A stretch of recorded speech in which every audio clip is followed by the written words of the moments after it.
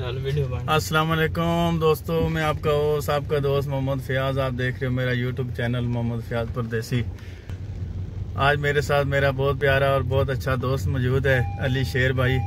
आज इसके साथ हम जा रहे हैं कहीं बारिश का मौसम आपको पता है जो है ना, बारिश आज का पूरे पाकिस्तान में ही बारिश हो रही है।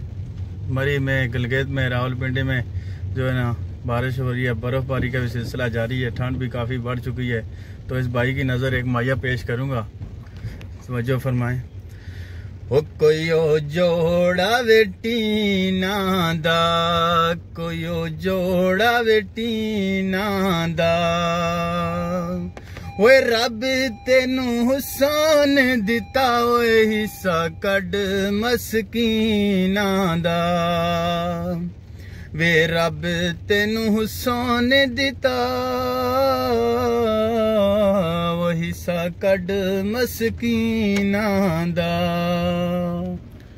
ओ कोई ओ काले वे काम आया,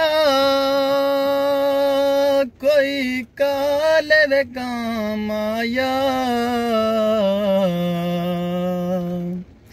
वो दूर दिया सजना दे,